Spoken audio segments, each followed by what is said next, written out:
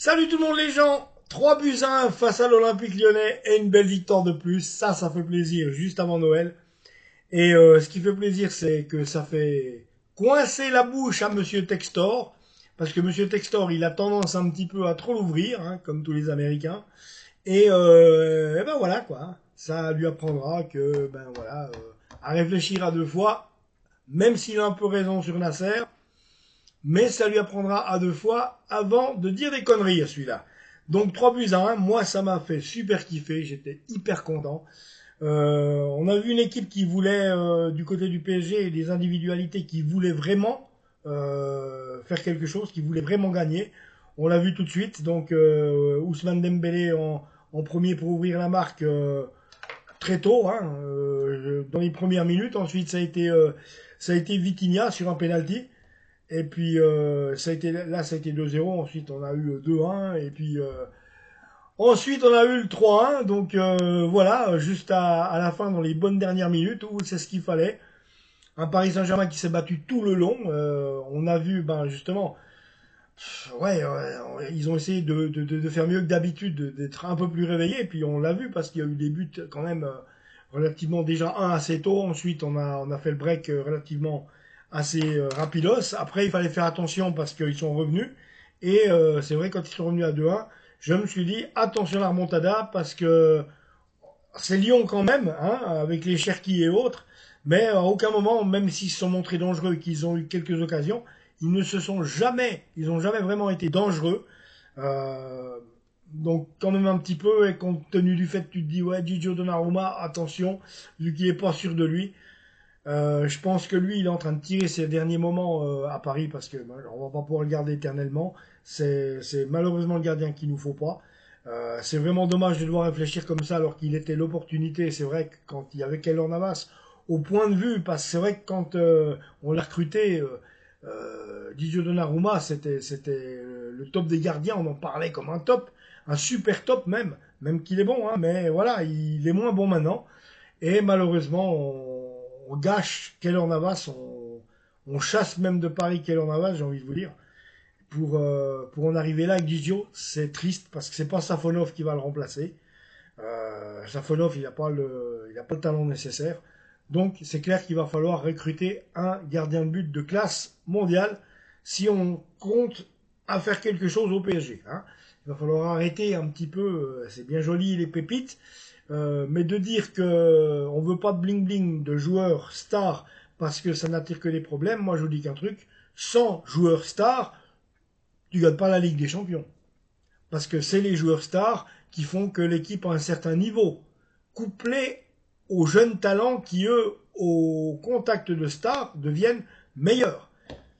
Voilà, Barcola serait à côté d'une star et il serait encore meilleur. Mais là, il connaît une descente. On a vu que ça allait beaucoup moins bien, même si bah, il était remplaçant hier. Il est rentré en deuxième mi-temps, on a vu. Donc, alors bon, allez, on va parler des compos, hein, parce que c'est important quand même. Donc, on l'a vu, Gigio Donnarumma dans les buts, Beraldo en défense avec Pacho, euh, Nuno Mendes et Hakimi étaient les latéraux. Au milieu de terrain, on avait Vitinha, John Nieves et Warren Zaïre-Emery, hein. Warren Zaïre-Emery, les amis. Et ensuite, on avait bah, Désiré Doué à gauche en attaque avec Ousmane Dembélé à droite et Kang In qui est pas assez rapide dans ce qu'il fait. Et ses intentions sont trop téléphonées. On voit vraiment ce que veut faire Kang In avant qu'il le fasse. Et c'est pour ça qu'il n'est aucunement dangereux pour les défenseurs adverses et que là aussi, c'est pas tellement un des joueurs qu'il nous faudrait. C'est plutôt un joueur à faire rentrer dans la rotation qu'à le mettre titulaire, hein. On le sent tout de suite. Vraiment qu'on le sent tout de suite. Alors, autrement, ben, allez, on va quand même parler des Lyonnais aussi, hein, parce qu'il y a honneur à eux. D'ailleurs, supporters lyonnais, je vous salue si vous voyez la vidéo. Donc, dans les buts, ah, il y avait Ferry dans les buts, hein, c'est ça. Ferry dans les buts. Attends. Ah, il y a le truc qui se barre à chaque coup, tu sais, quand je regarde. Alors, Ferry dans les... Non, ça c'est le PSG, ça. Oh. Oh là là. Bon, allez. Ferry dans les buts. Mais putain. Tu sais, ça se barre tout le temps. Il se barre tout le temps, le truc. Alors, bon. Je la fais la compo des Lyonnais ou pas? Bon, Ferry. Ah, c'est pas assez gros là. Ferry dans les buts. Voilà, moi j'ai pas pris le truc. Mata. Quelque chose. Niles. Matic. Nemanja Matic. Ouais, Taliafico. Corentin Tolisso. Johan Verretou. Cherki à droite en attaque avec Nouadjana. Nouadjana, c'est quoi ça? Nouadja. Non. Noujama. Nouama, pardon. Oh, ils nous font chier là. Nouama, Cherki et Mikoso Pied en attaque. Voilà, point barre.